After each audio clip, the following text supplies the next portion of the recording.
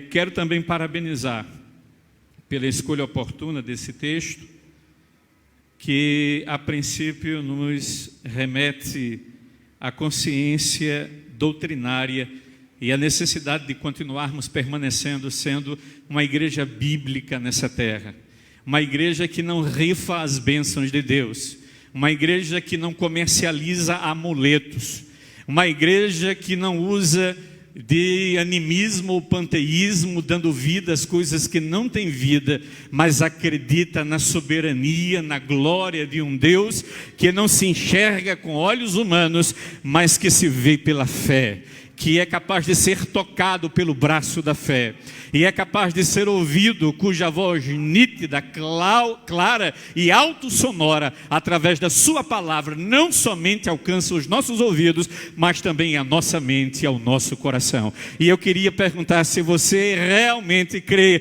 nesse Deus vivo, você pode abrir a sua boca e se sentir na liberdade de adorar a Deus.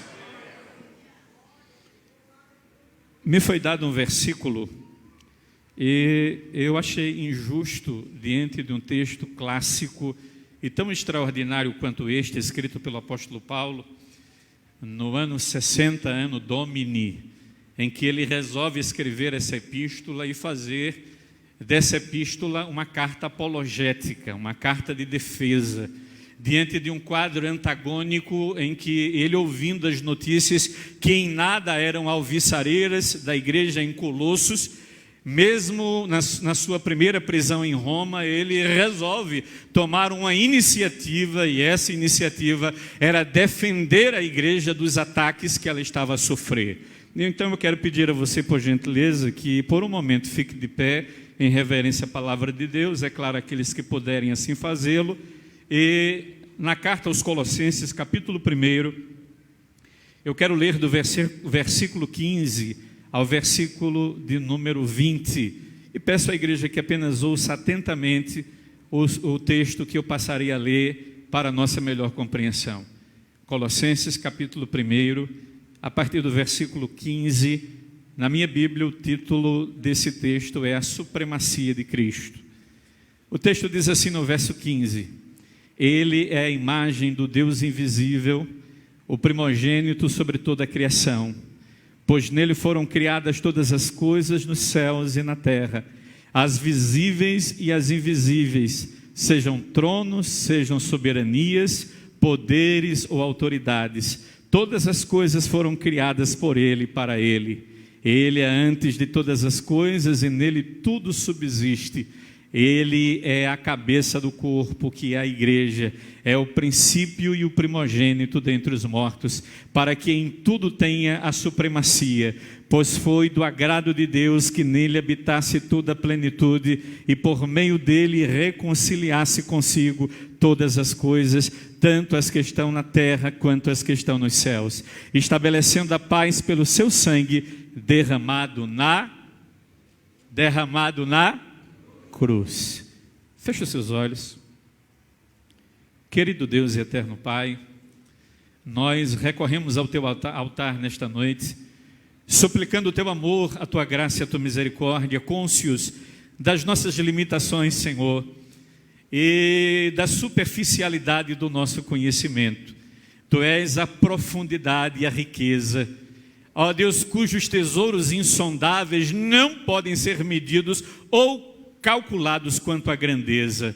Ao teu nome toda honra e toda glória, por seres quem és, e pela razão que nos traz aqui nessa noite, pela salvação eterna, pelo nome escrito no livro da vida, e por todas as promessas, Senhor, que foram cumuladas na tua palavra como profecias poderosíssimas sobre cada vida aqui representada e sobre a tua igreja espalhada sobre a face da terra.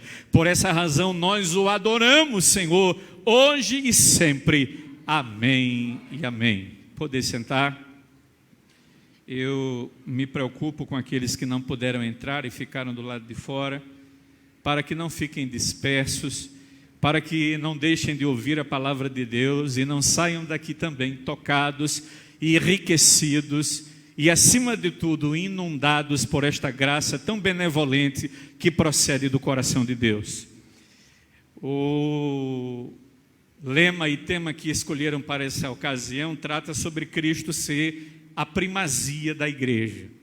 Numa época em que as pessoas buscam a igreja como magazine, acreditando que nas prateleiras em que buscamos os nossos próprios interesses, encontraremos o nosso objeto de consumo e faremos bom uso dela ou dele.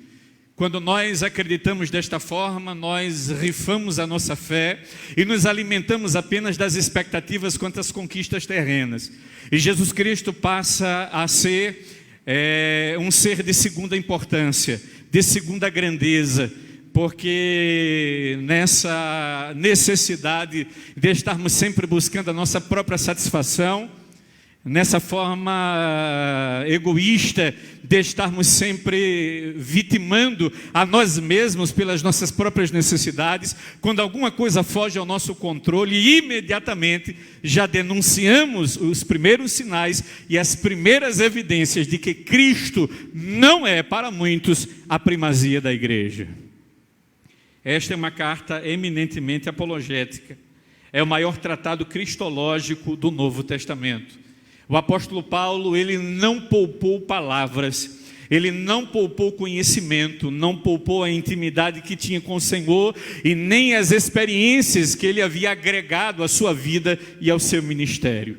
E agora, de uma forma muito ávida e precisa, ele se utiliza de toda a sabedoria dada por Deus para fazer desta epístola uma carta em caráter urgentíssimo que alcançasse aquela comunidade e pudesse preservar a integridade espiritual daquele povo que ora se reunia na casa de Filemão. Alguns estudiosos da Bíblia acreditam que Colossenses é a epístola mais profunda que o apóstolo Paulo já escreveu. Irmãos, se nós fôssemos dissecar apenas esse capítulo, uma enciclopédia inteira, não seria suficiente para nós mergulharmos numa inserção profunda e teológica de tudo aquilo quanto o Senhor queria transferir em se tratando do seu conhecimento revelador àqueles que Ele passou a amar por ocasião da salvação. A mensagem de Colossenses é desesperadoramente necessária para a igreja contemporânea. Numa época em que nós estamos vendo que o Evangelho, ao contrário de décadas atrás, se tornou status, e todas as pessoas querem carregar consigo esse subtítulo, e a ideia gospel se propagou, e agora se transformou em modismo. As pessoas tendenciosamente já não têm mais o constrangimento do passado, a vergonha do passado, porque ser crente hoje está em evidência. E era justamente sobre isso que o apóstolo Paulo estava tratando com aquela igreja. Uma igreja passando por uma série de intervenções, por uma série de enxertos, por uma série de comportamentos e costumes, alguns ortodoxos, outros liberais, e de uma certa forma a igreja sendo bombardeada de dia e de noite, para que aqueles que, intentando contra ela, pudessem desvirtuá-la. E como nós estamos distantes, irmãos, da nossa verdadeira realidade, da primeira característica que nós carregávamos quando vivemos o primeiro amor, quando adorávamos a Deus com a única intenção de buscar a sua presença, quando o nosso coração compungido pela palavra era gerador da necessidade do sentimento de arrependimento, e arrependidos e humilhados debaixo da potente mão do Senhor, éramos alcançados pelo seu amor e sentíamos imediatamente e instantaneamente o perdão sendo instaurado sobre a nossa vida. Nesses últimos dias temos nos esquecido das práticas rudimentares da fé, que deveriam continuar norteando a nossa vida e alicerçando os nossos pés na rocha, que é Cristo Jesus. Temos sido solapados por inúmeros ventos de doutrinas e vãs filosofias e temos perdido a nossa própria característica e identidade cristã por estarmos barganhando e negociando para termos um evangelho mais suave, um evangelho mais leve. E essa não é a proposta do verdadeiro evangelho. Vivemos num tempo de tolerância com o erro e intolerância com a verdade. É mais fácil colocar o pecado no colo e acalentá-lo e afagá-lo e se acostumar com ele, do que usarmos o púlpito da igreja na pregação genuína das Sagradas Escrituras e combatermos o pecado, combatermos o mal, para a moralização da igreja, para a edificação do corpo de Cristo, para que sejamos elevados a um grau de santidade, para que a nossa santidade reflita no coração de Deus o reflexo de uma reação, e essa reação é o benefício de Deus sobre a nossa vida. Todas as vezes que nós adoramos a Deus, o céu se move em nosso favor. Mas, irmãos, falar a verdade não dá ibope. Falar a verdade não afaga ego. Falar a verdade não eleva o moral daqueles que, de uma certa forma, estão vivendo na comodidade dos seus dias. Falar a verdade é confrontar o cristão. Falar a verdade é apresentar a ele o espelho que reflete a mais verdadeira silhueta da nossa personalidade e do nosso caráter. Falar a verdade é pregar genuinamente as Sagradas Escrituras. Falar a verdade é anunciar em tempo e em fora de tempo que, mesmo tendo feito tudo aquilo que nos foi proposto a fazermos, ainda seremos considerados servos inúteis. Então Deus requer muito mais daqueles a quem Ele tem muito dado e ofertado. A mim e a você o Senhor considerou os céus e a sua glória e um nome escrito no livro da vida e a intimidade de podermos entrar na sua presença. Ao mesmo tempo em que as heresias se aninham confortavelmente na igreja, embaladas nos braços da tolerância e do sincretismo religioso, a verdade é combatida com rigor excessivo. Um pastor conservador, um pastor doutrinador, um pastor que busca a santidade, o pastor que cobra das ovelhas um caminho reto e justo, um pastor que acompanha as ovelhas desde os pastos ao aprisco, um pastor que usa a vara e o cajado, um pastor que mesmo no uso das suas atribuições, com voz de autoridade, fala com autoridade, mas permeado pelo amor de Deus, já não é mais o pastor desejado pelas igrejas atuais. As igrejas querem um pastor em conformidade com os nossos dias, com esse presente século, com o comportamento da sociedade vigente e com o reflexo de uma igreja brasileira decadente, que não é mais capaz de salvaguardar a sua integridade nos valores que estão contidos nas Sagradas Escrituras. Paz, meus irmãos, talvez os livros de autoajuda estejam sendo muito mais lidos do que a própria palavra de Deus. Gastamos muito tempo fazendo inúmeras coisas de nosso interesse, mas as coisas de interesse de Deus são sempre deixadas para depois. Amém, queridos? Há alguém que ainda ouve a voz do Senhor nesse lugar? A doutrina de Cristo sempre agitou o inferno tentando, nas suas iniciativas, fazer com que esse evangelho não fosse desacreditado e nem ridicularizado.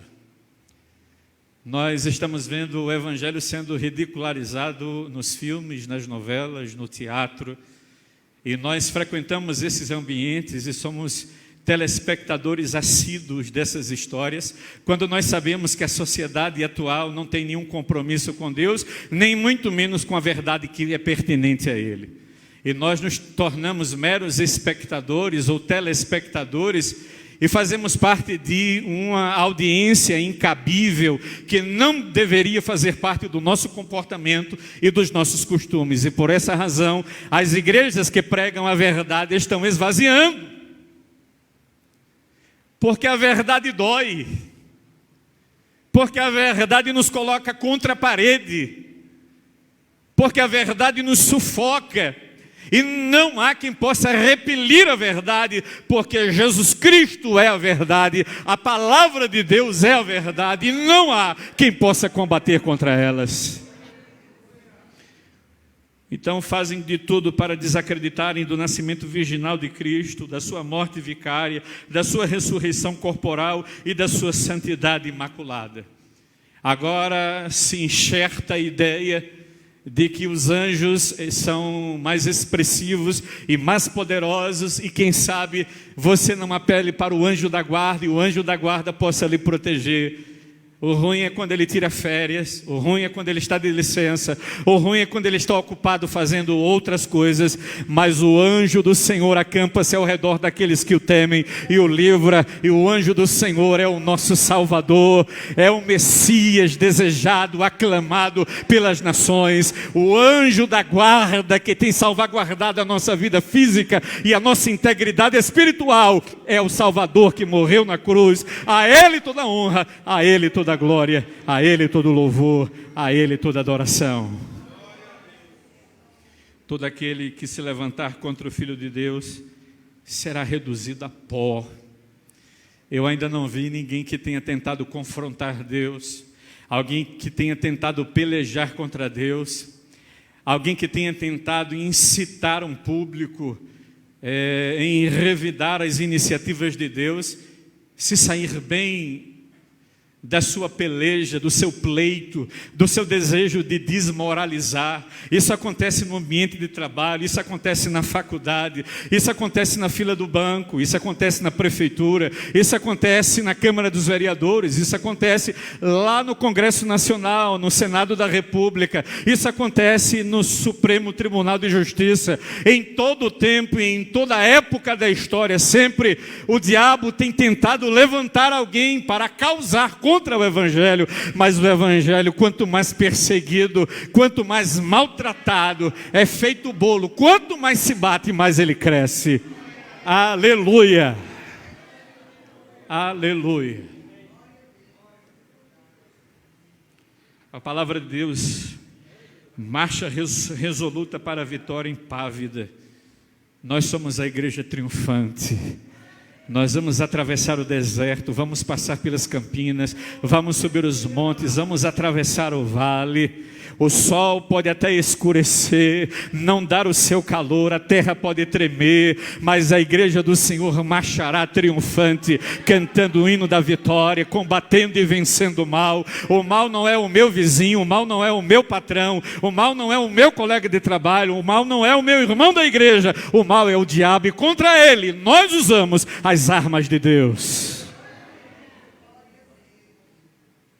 Na verdade, a Bíblia é a bigorna de Deus que tem quebrado todos os martelos dos críticos a ela.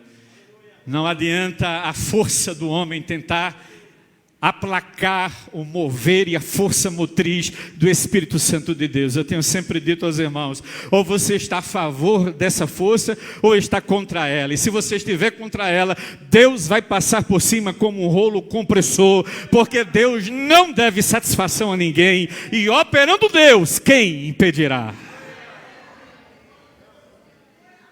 Amigos de Paulo, na igreja de Colossos, se encontrava uma pequena família, Filemão, Ápia e Arquipo, pai, mãe e filho.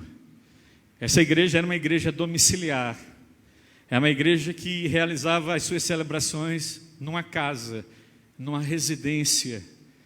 E o apóstolo Paulo tinha conhecimento de que mesmo numa cidade decadente como era Colossos, nesta época, e que vivia apenas das glórias do passado, estava à mercê da ideia judaizante e do gnosticismo grego, que tentava distorcer as verdades sagradas e toda a doutrina que Paulo havia anunciado através de Epáfras, que foi plantador desta igreja na ocasião em que Paulo estava em Éfeso e por 3 anos expandiu o evangelho na Ásia Menor.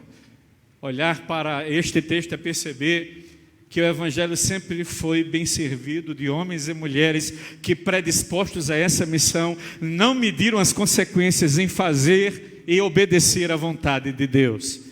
Nesses últimos dias nós ficamos garimpando na igreja quem porventura assumirá um cargo, uma diretoria, um departamento, quem porventura se habilitará ao sagrado ministério, quem porventura tem a intenção de fazer parte do conselho e do oficialato da igreja. Naquela época a voluntariedade era um levante público de dezenas e centenas e milhares de pessoas que estavam se dispondo a morrerem, se preciso fosse, por amor a este evangelho. E nós estamos, irmãos, desviando as nossas intenções, desviando os nossos valores, desviando as nossas práticas, desviando o nosso conhecimento, desviando a nossa retidão, desviando a nossa santidade, desviando os nossos interesses, desviando as nossas motivações. Jesus Cristo, Ele precisa voltar a ser a primazia na sua vida. A igreja somos nós, e se Jesus Cristo não for primeiro em nossa vida, nada mais será, porque tudo perderá a importância. Mas Jesus Cristo, no seu amor e nos valores que lhe são concedidos por Deus, permanecerá para sempre. Passa marido, passa pai, passa mãe, passa esposa, passa filho, passa neto, passa avô, passa primo, passa tio, passa sobrinho, passa genro, sogro, nora, mas o Senhor permanece conosco, porque Ele é Deus fiel.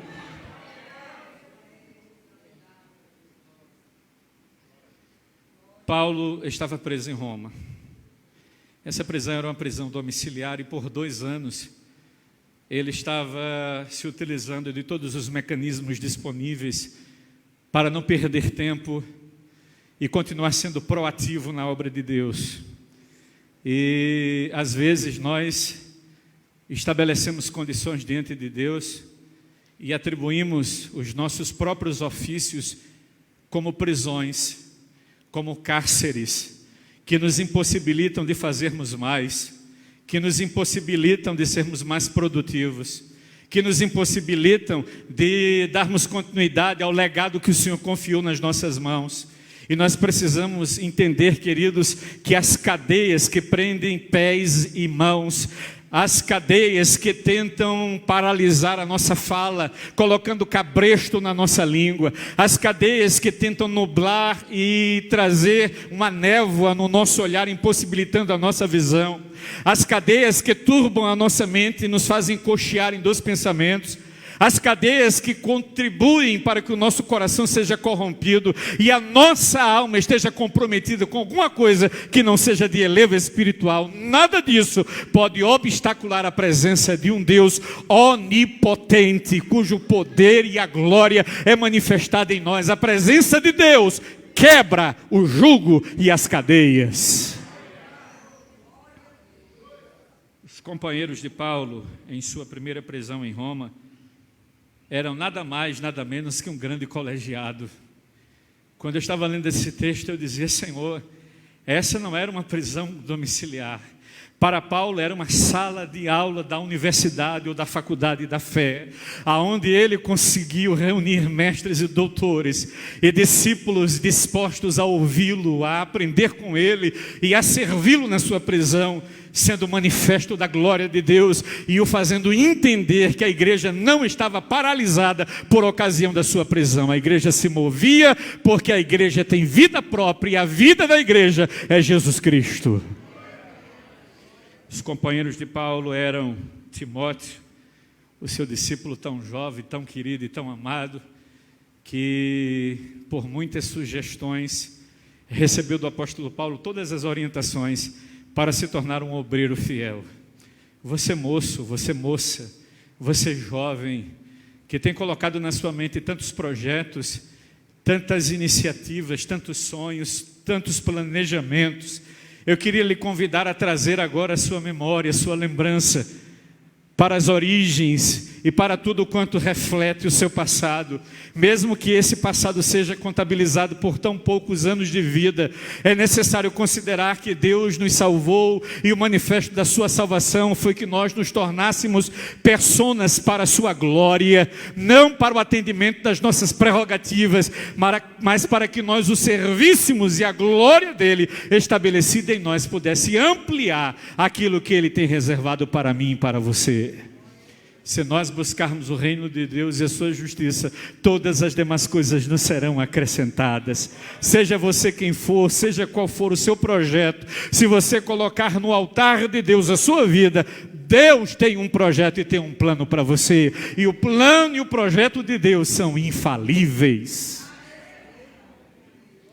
Com eles estava Lucas, Onésimo, o escravo fujão, e Marcos, Aristarco e Epáfras, era um colegiado, um discipulado, uma academia, onde esses moços, do mais jovem ao mais velho, estavam perfilados, cada um vivendo e contando a sua própria história, na narrativa dos seus dias, se desvencilhando das perseguições implacáveis do Império Romano e de todas as consequências de tornar pública e notória a sua fé, porque naquela época, diferente dos dias de hoje, ser cristão não dava ibope, dava perseguição, dava cadeia, dava masmorra, dava arena, dava alimento para comer, para ser comida dos leões famintos, para serem trucidados na lâmina das espadas, aonde a fúria dos gladiadores denunciavam o Império Romano, o seu poder e o seu apogeu. Mas todas essas fases passaram e a igreja do Senhor continuou marchando impoluta e sobrevivendo às tempestades e aos vendavais, cantando o hino da vitória. Ah, você que se calou, você que não tem voz, você que se intimidou, você que se amedrontou, nesta noite Deus está dizendo: abre a tua boca, é hora de cantar o hino da vitória. São tantas informações que nós terminamos atropelando as palavras. Por volta do ano 60, Anno Domini, em Roma, numa casa alugada, encontrava-se aquele que talvez tenha sido o preso mais famoso de toda a história do cristianismo. Essa igreja foi fruto da terceira viagem missionária, quando, estando em Éfeso por 3 anos, o apóstolo Paulo propagou o evangelho na Ásia Menor. Epáfras foi o instrumento usado por Deus para a plantação da igreja em Colossos. Irmãos, nós estamos vendo dezenas, centenas de milhares de seminaristas saindo dos seminários.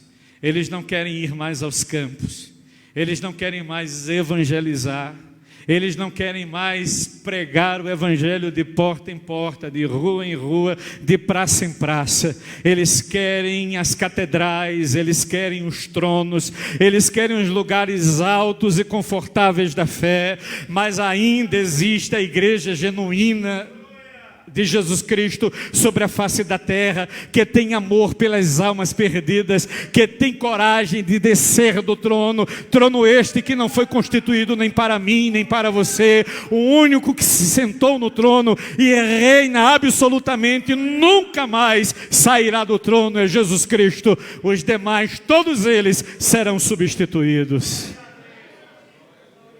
Igreja não é trono de pastor.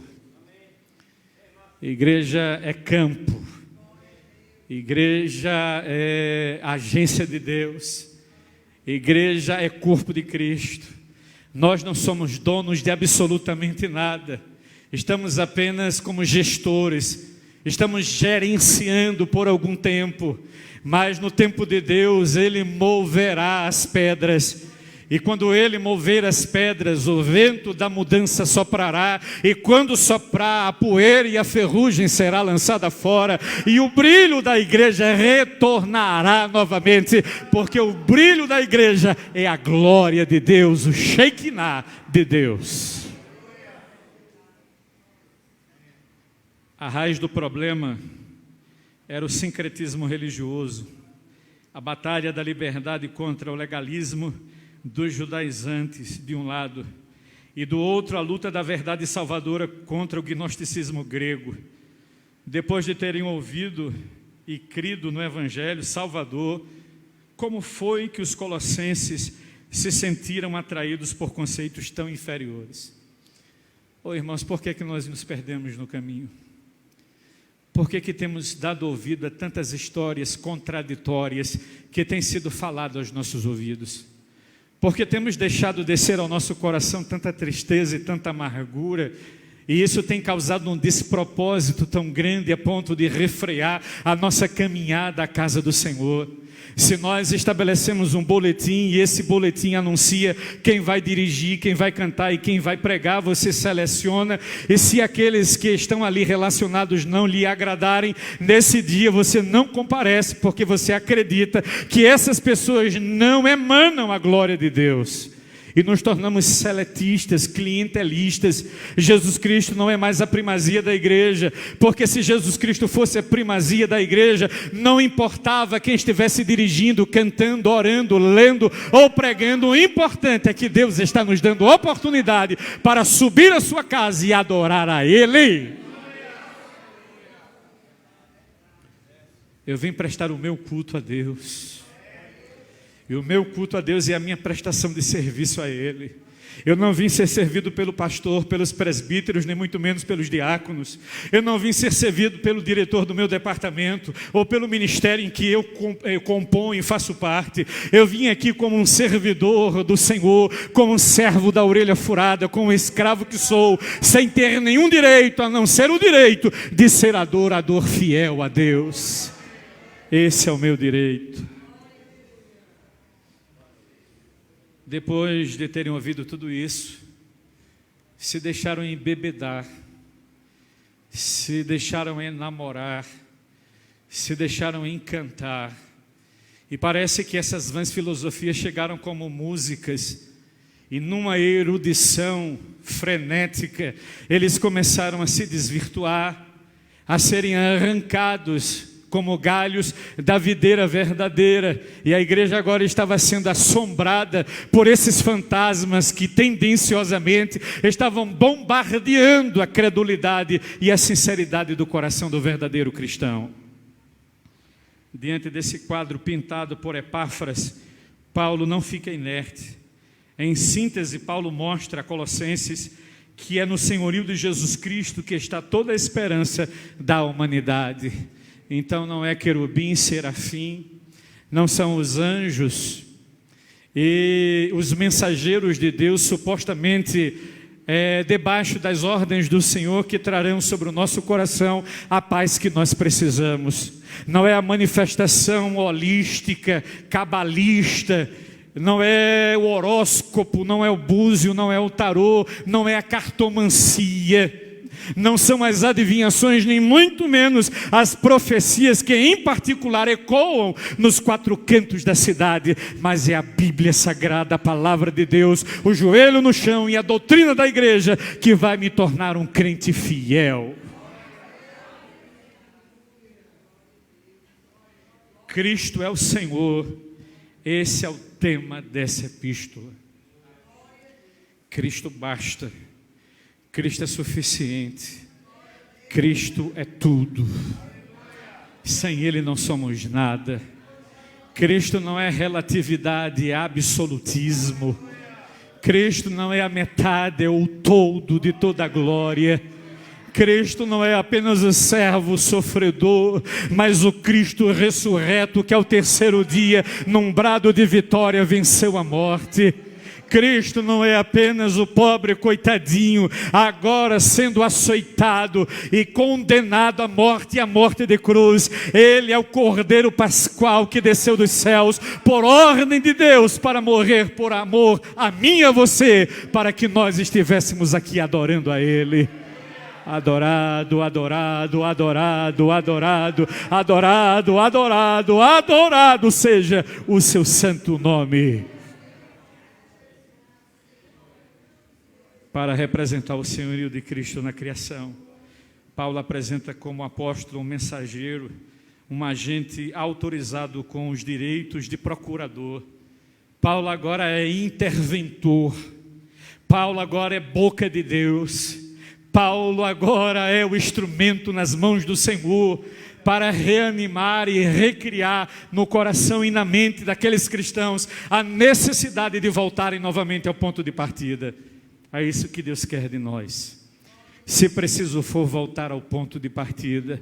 Mas pastor, já fazem tantos anos, eu já percorri tantos quilômetros, eu já tenho tanta experiência na presença do Senhor e os resultados ainda não são satisfatórios. Deus está dizendo, comece tudo de novo. Volte ao primeiro amor, ore como nunca antes você tem orado, cante com alegria, com alma e com vida, ore com fervor e acredite na resposta de Deus, creia na suficiência da palavra. Você não precisa de sal, de rosa, de lenço, você não precisa de amuleto, você precisa da fé, e a fé é oriunda do ouvir a palavra de Deus. Aleluia. Talvez fosse mais fácil vender rosa. Talvez fosse mais fácil vender óleo ungido. Talvez fosse mais fácil fazer promessas que socialmente iriam mudar a nossa condição financeira.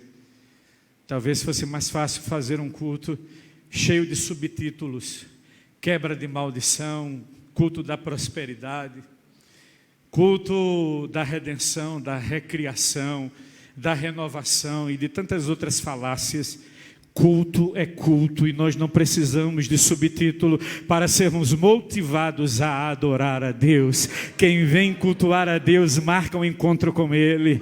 Quem vem adorar a Deus ouve a voz do Senhor. Quem vem adorar a Deus sente a sua presença. Quem vem adorar a Deus está debaixo da promessa. Quem vem adorar a Deus não anda sozinho. Quem vem adorar a Deus não está inseguro. Quem vem adorar a Deus não vive a própria sorte.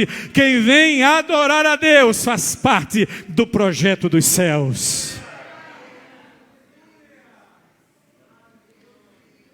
Ele é a imagem do Deus invisível.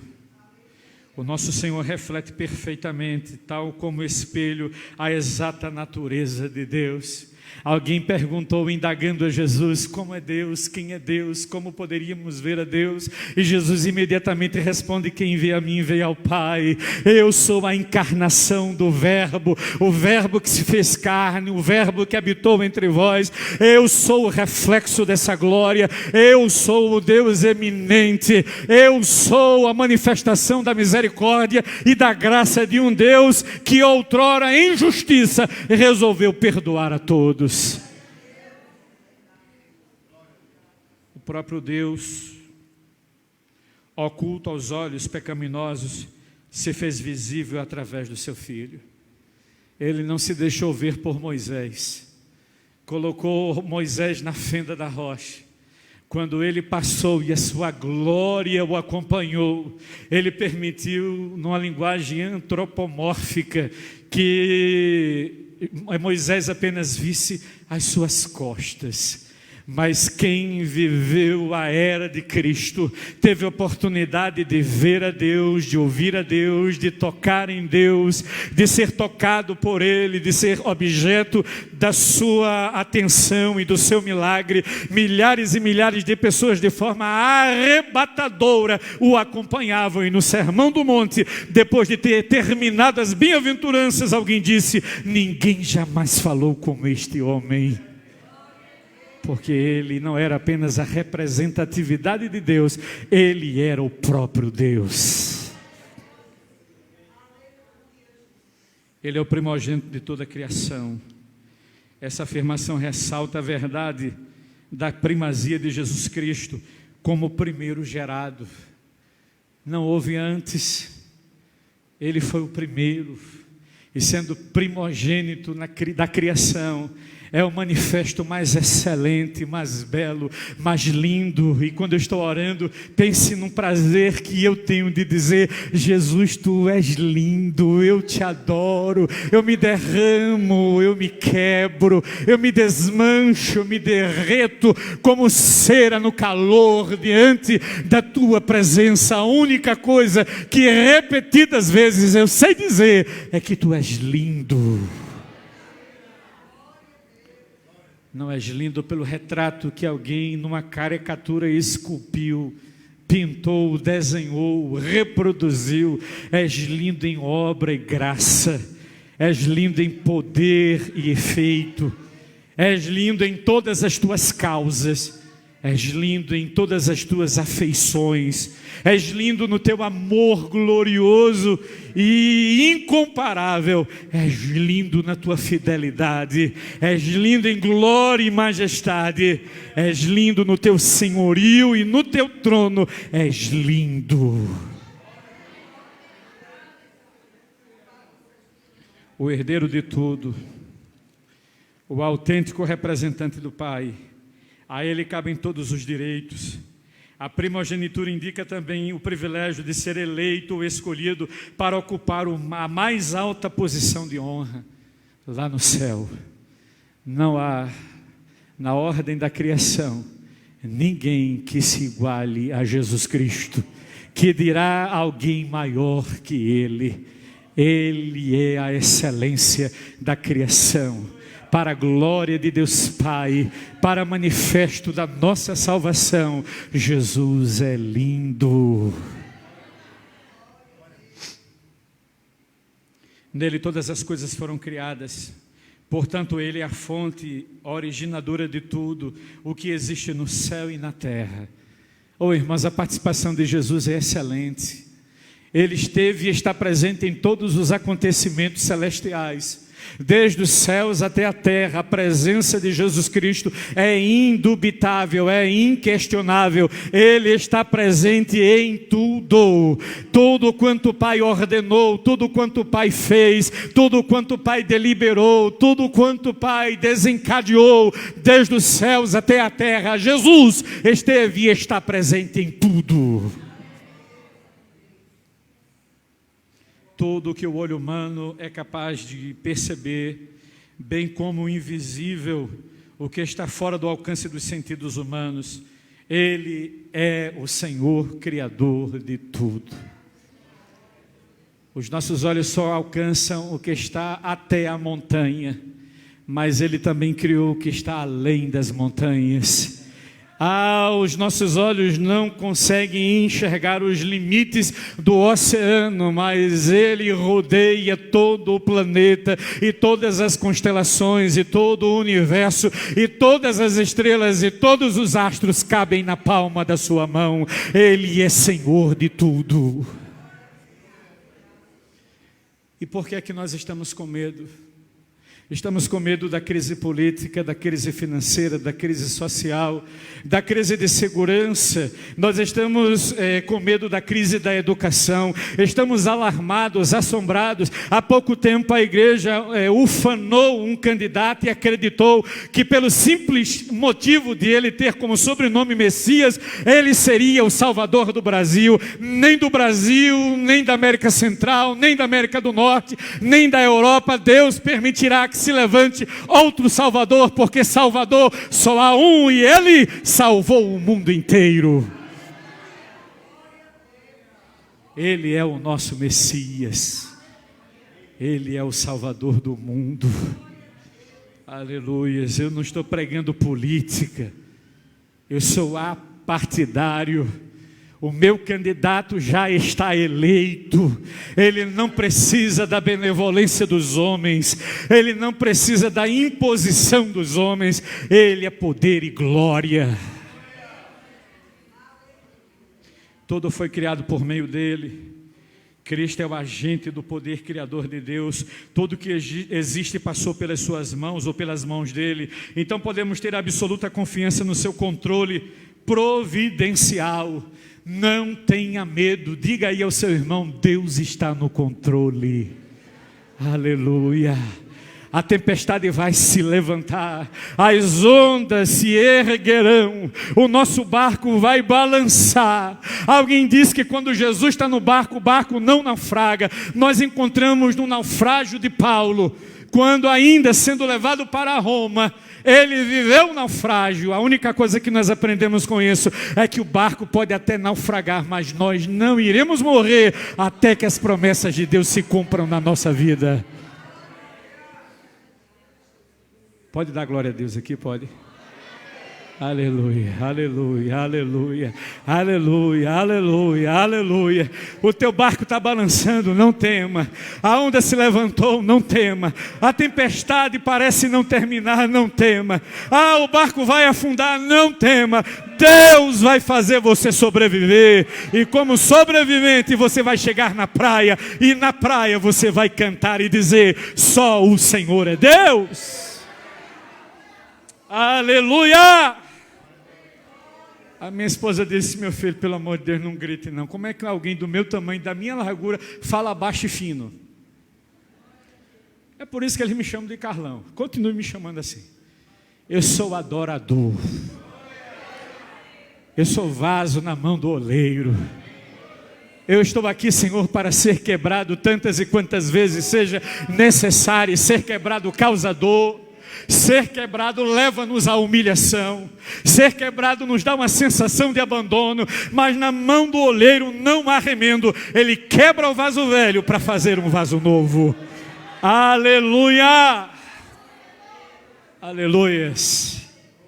Eu não sei se essa vai ser a minha última vez aqui. Eu vou gastar todo o cartucho que eu tenho. Brincadeira, irmãos. Não vou cansá-los. Não é minha intenção. Tudo foi criado para Ele. Irmãos, tem ideia disso? Tudo foi criado por Ele, tudo foi criado para Ele. Pense no amor de Deus. Imagine o amor de Deus, sinta o amor de Deus, a propagação desse amor, a declaração desse amor, a manifestação desse amor. Era Jesus dizendo: você, meu filho, sempre esteve comigo, você fez parte da criação e agora a criação é contemplação nossa, tudo foi feito para a nossa glória.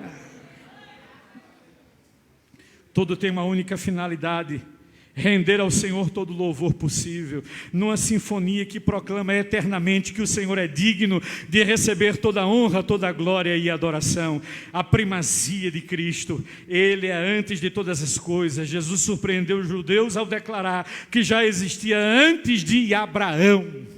João capítulo 8, versículo 58. Os judeus ficaram: esse homem está ficando maluco, esse homem é doido. Dizer uma aberração dessa, dizer que ele antecedeu Abraão. Quem estava louco eram aqueles que não compreendiam e não entendiam a profundidade da sua grandeza. Ele estava tentando dizer: eu sou de eternidade a eternidade, eu sou o princípio e o fim, eu sou o alfa e o ômega, antes de mim nada existia, eu sou antes de tudo. Então eu tenho um recado para o teu coração: Ele é antes da tua dor, Ele é antes do teu sofrimento, Ele é antes da tua agonia, Ele é antes da tua aprovação, Ele é antes da tua tribulação, Ele é antes das tuas lágrimas, Ele é antes do teu gemido, Ele é antes da tua enfermidade, Ele é antes das portas se fecharem, Ele é antes da agonia da tua alma, Ele é antes dos pensamentos negativos da tua mente, Ele é antes dos sentimentos arbitrários do teu coração. Ele é antes, Ele é antes, Ele é antes, para tornar novas todas as coisas, para causar renovo na vida daquele que crê, para apagar a sombra do passado e reescrever uma nova história. Ele é antes. Ele é antes. Numa sinfonia de proclamação, Ele é antes. Ele é a primazia de Cristo. Ele é sem início e sem fim, o mesmo ontem, hoje e para sempre. O senhorio de Jesus Cristo sobre a nova criação. Ele é o cabeça do corpo. Nessa igreja não tem coronel, nessa igreja não tem ditador, nessa igreja não tem família preeminente, nessa igreja não tem sobrenome que seja mais poderoso e mais evidente que o nome de Jesus. Nessa igreja há um número incontável de servos que estão aqui humilhados debaixo da potente mão do Senhor para obedecer a sua voz. O senhorio de Jesus Cristo sobre a nova criação, além de ser o titular do governo sobre a criação, Jesus Cristo foi exaltado à posição de cabeça do corpo, figura escolhida por Paulo para salientar a relação orgânica entre Cristo e a igreja. A igreja surgiu pela encarnação do único Filho de Deus. Se Jesus Cristo não tivesse nascido, e se Jesus Cristo não tivesse vindo ao mundo, essa igreja não existiria. O princípio da nova criação, Cristo estabeleceu o esboço da igreja. Cristo aparece como autor e consumador da nossa fé, iniciador da nova raça de salvos. Irmãos, aqui nós não somos apenas a raça que é pertinente à descendência da fé do povo hebreu.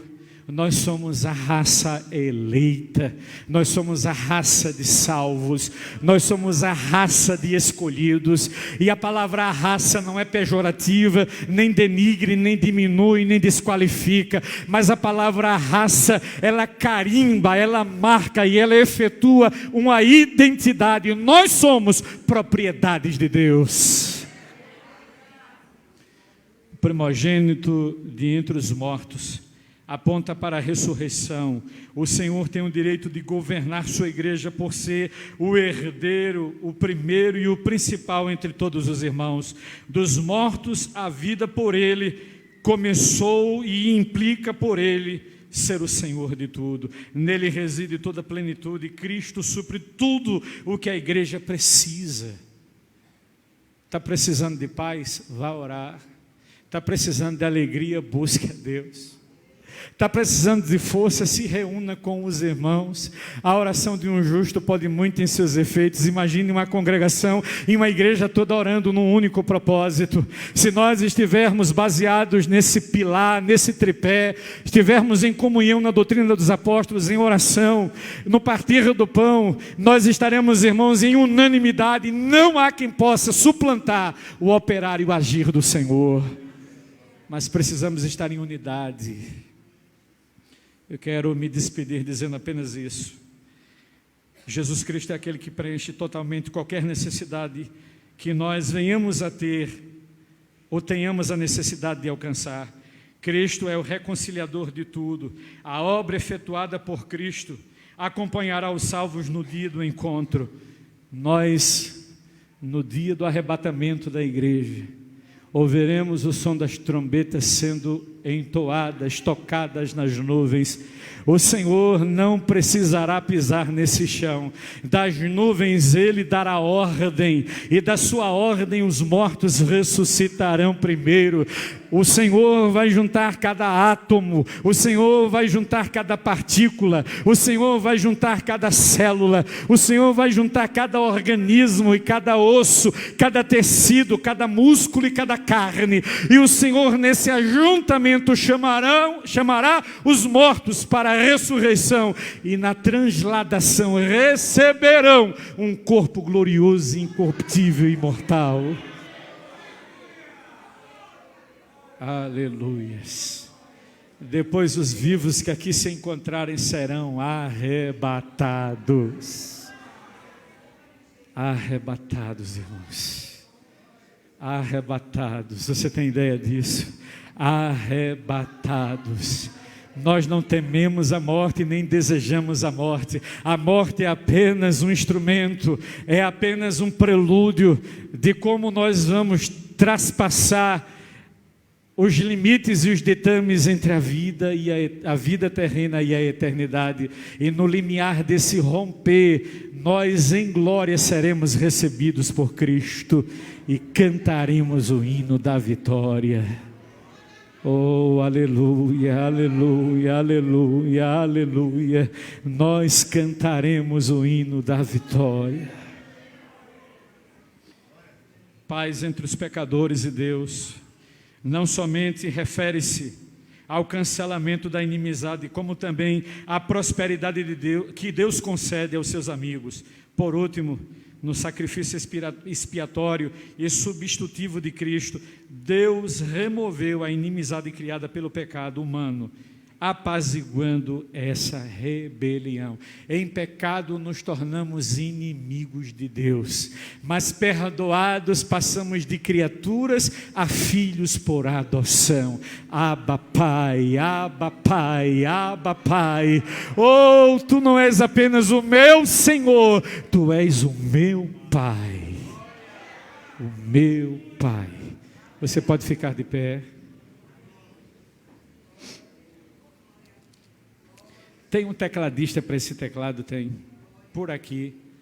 Tem algum tecladista sobrando por aí? Se tiver, corre aqui. Foi não. Pensaram que você tinha sido arrebatado.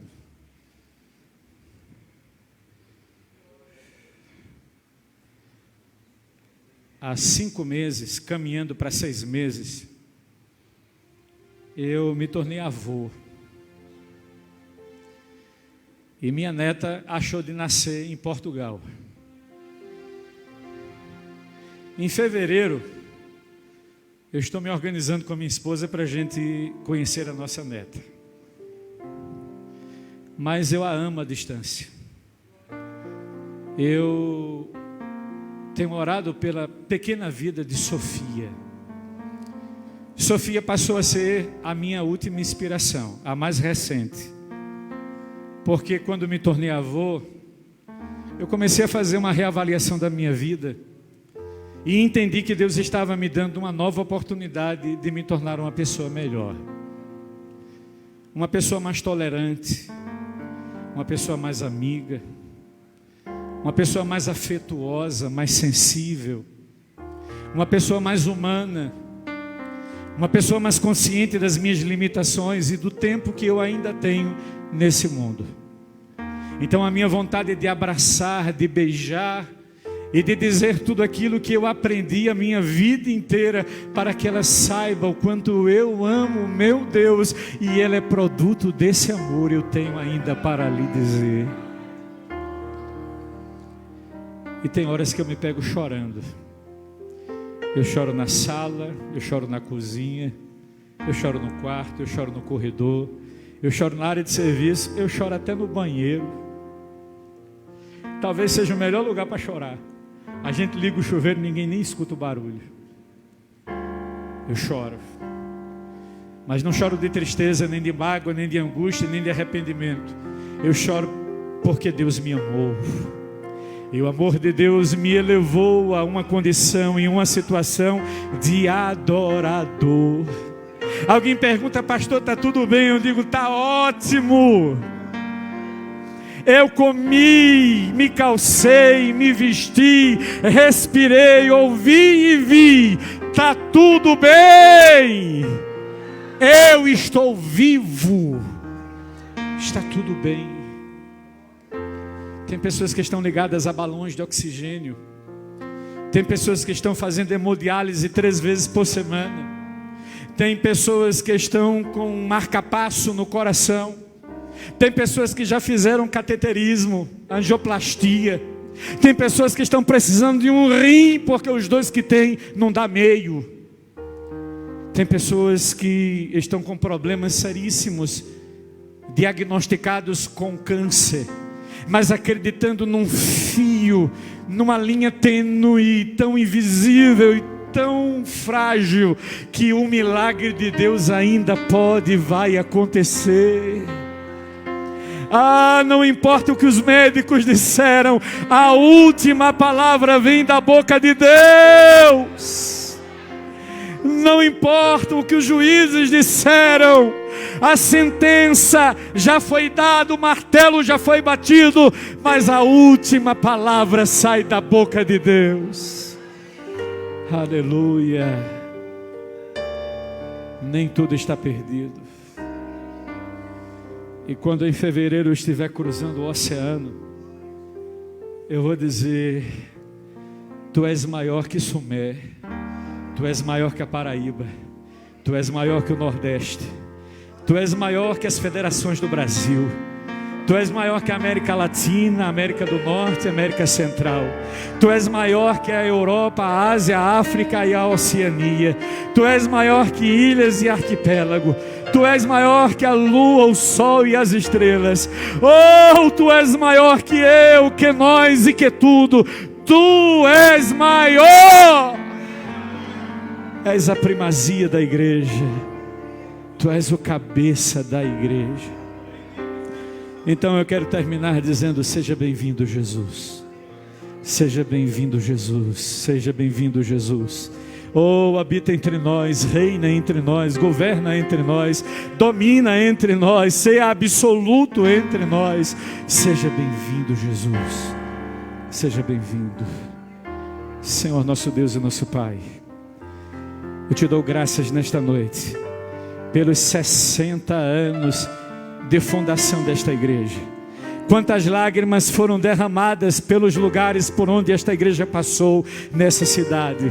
Quantos joelhos se dobraram, oh Deus, e quantos rostos e quanta boca foi ao pó para clamar ao Deus invisível que se tornou visível, ao Deus que fez o impossível se tornar possível.